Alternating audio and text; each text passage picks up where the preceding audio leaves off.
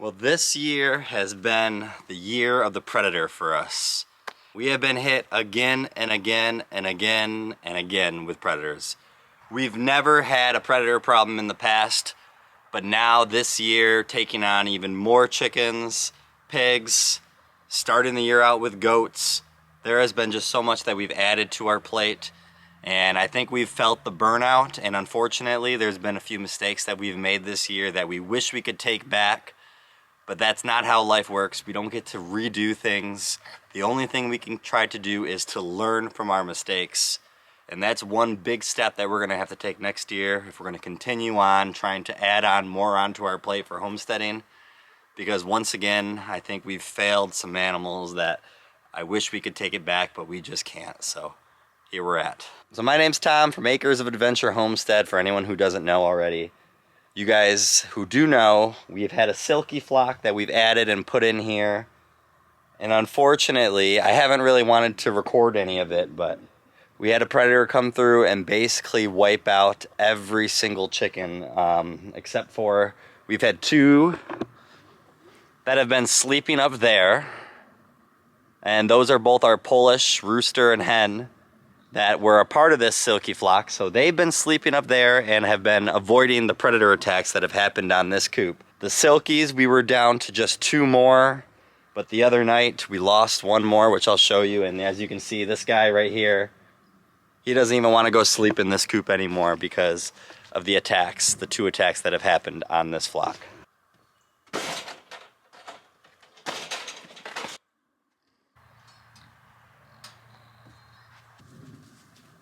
So right now, as we speak, there is the other one of those two silkies that I was just saying. There's one right there that's sleeping outside.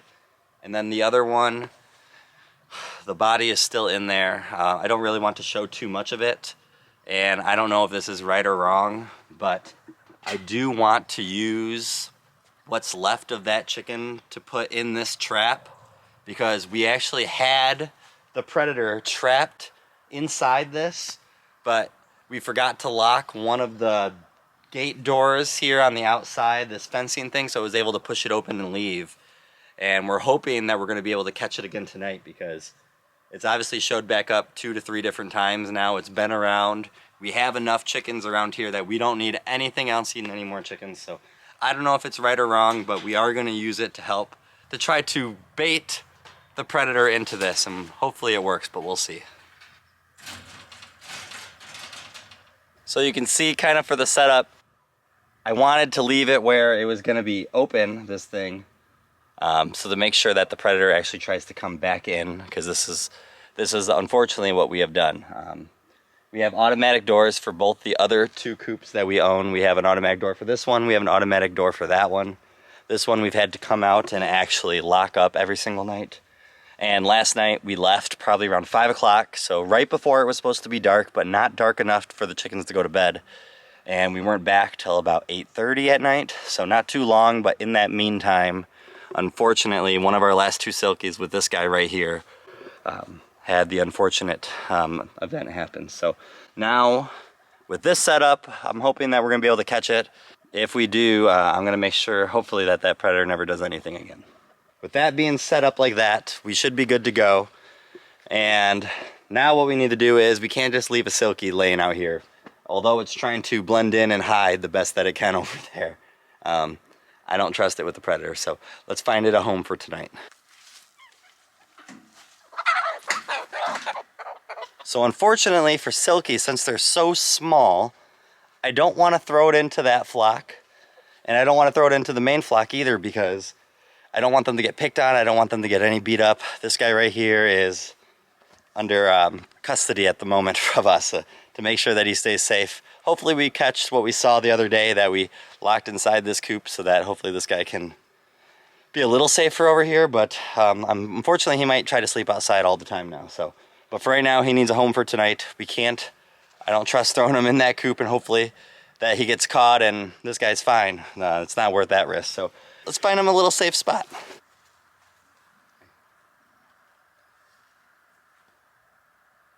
So our greenhouse here is pretty well suited. Obviously, if a predator really wanted to, they would burge through here.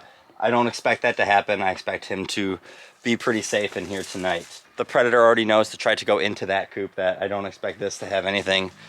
Bailey over here is just getting a little sniff, making sure that the chicken's okay. The chicken will sleep in here tonight so that there's a safe spot for it, and then we'll see how it goes in the morning. All right, good night. Now we'll wait and see what happens tomorrow, and hopefully we caught a predator.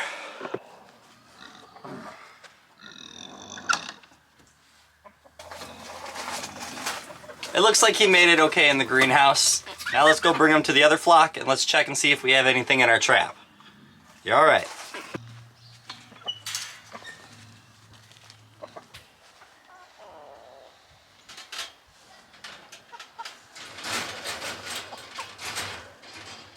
Inside this trap, it does look like we did catch what we saw the other night inside this coop, which was a possum. This possum looks small. Chelsea's the one that actually physically got to see the possum the other night when it was in this coop, when she went to go lock this up to try to trap them into this thing. But possums do eat chickens. It's a little bit more rare than a raccoon doing it. So, I mean, these silky chickens are smaller. So maybe this possum decided that it was going to eat the chickens. I don't know. I can't tell if it was this one or not. I'm happy that it's a possum because that is what we remember seeing inside the coop. That was actually getting these chickens. Now the thing will be to see, is there more? So we'll probably put a trap out again for the next couple nights to see what else we can catch, what else that we can try to make sure that we don't lure, hopefully, this way. I probably won't put any more bait inside this trap. I'll just have this coop open to see if anything that, if it was the thing that was coming in here, it should still want to keep coming back. Put this trap inside here a few more nights and see if we get anything, but it's a good start that we at least got, hopefully, what was the predator.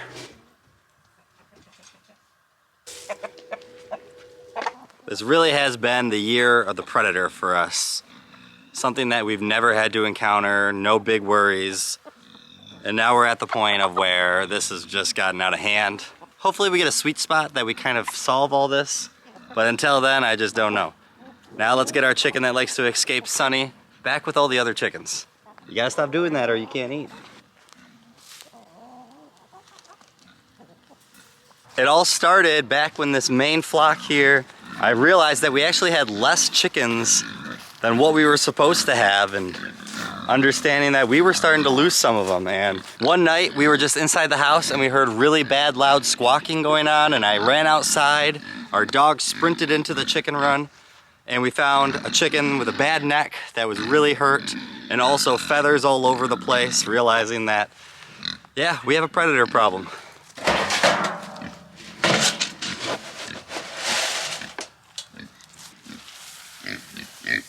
So that led to us putting out a first live trap to see what possibly could have been going on. When we came out that night, I thought I saw a pretty good sized possum, but it was dark in the back of the woods and all I saw were eyes for the most part glowing. And after the first night catching one of our own chickens in the live trap, the second night we ended up catching a raccoon, which could it have been the predator? It could have, could it not have? We never know. We won't ever be able to understand this. It could have been, it could have not have been. We weren't finding any of the chickens laying around. I've heard that raccoons usually like to tear up the chickens and kind of just leave them, just like what we've been experiencing actually with our silkies that we just had. From then on, it did come back a few times. We did lose a few more chickens before we were able to fix the problem, which ended up being more our automatic door wasn't fully closing at the time that we thought it was. That led to us getting meat chickens and experiencing our first attack on those. The wiring that we had around that coop ended up being too big where a chicken was able to get grabbed through it, and the raccoon kind of really put it in a bad spot. So I'm guessing raccoon. It could have been a possum also. But that really started it, and then this bad occurrence that we had with our silkies. And I thought about filming the couple first times that it happened, but it was just so bad and I didn't really want to show all that. And the silkies getting hit was definitely the worst. And it was by a possum. We saw a possum in there the one night, so we're assuming that this possum has been just coming back. So we can be safe to assume hopefully that this is it, but we will put the trap out for the next couple nights. We also have been finding possums twice in our nesting boxes in both of our main flock and here in this coop. So finding the possums in the nesting box, but they didn't hurt those chickens ever. But the silkie chickens might have just been too small that the possum felt strong enough to try to eat them or something, I'm not sure. But finding those possums and having to catch those, so we have now caught possums 3 different times and a raccoon once. And now we know that like it's time, like whatever is here and the predators, they're here to stay, and they have found our chickens finally. Everyone always asks our question about our livestock guardian dog here, Milo. Milo. He's right over there now. He does not sleep outside at night. So that is something that we wanted and liked and just haven't got to it. We haven't forced him to be out here or whatever. So that could be a thing to do in the future for all this. But for now, we're going to have to come out and make sure that little chicken for the silkies is in a safe spot every single night. Set the trap up, probably with no bait at all, like I said, so that if it was a predator that's just coming back to hit that spot again, it's just gonna walk right into that trap, hopefully. But other than that, I mean, that's where we're at. It's been a year of just so much trial, so many things that we wish would have went better and just haven't went better. So it's just a learning experience, and now we're trying to figure out what we want to do since we're down to just 3 here, losing 7 of these chickens for this flock that we were so excited to have and just experience the different kind of chickens. But the rooster guy right here, the Polish one, he's pretty mean. The other one's a hen, not mean, but we can just throw it probably to the main flock. That little silkie though, I'm afraid is gonna get picked on by the other chickens. We might try to see how it does with the main flock, and then if it doesn't, we might just have to see if anybody wants that silkie chicken. But we probably won't have a flock there anymore for the winter time. We'll just find a new home for most of them. If not, just at least for the one hen, we might keep the Polish hen.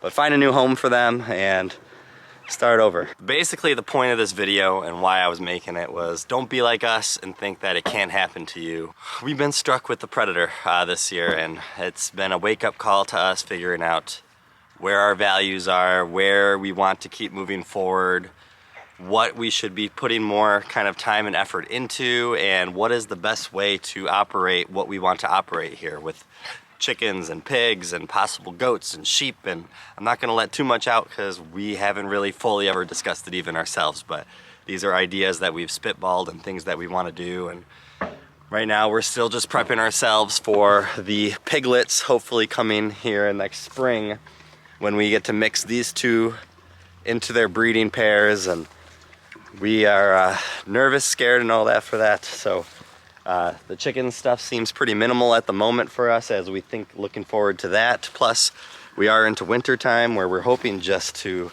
all these chickens to survive. That's just the goal this winter for the chickens, is keep them safe and have them survive. And there is some stuff that we have to do getting them ready for the winter here, which we'll probably show here in one of the next few videos because we're in mid-November. So luckily we haven't been hit with our first snow yet, but it's gonna happen, and it's better to get this prepared now than to wait, because last year we waited till after it started snowing really hard to get everything ready. So we gotta get these animals, the pigs, get the chickens all prepped and ready to go for the winter time, and that actually hopefully shouldn't be that bad this year, and I'm gonna show that why when we do it. Have a great day and a better tomorrow, and God bless you guys.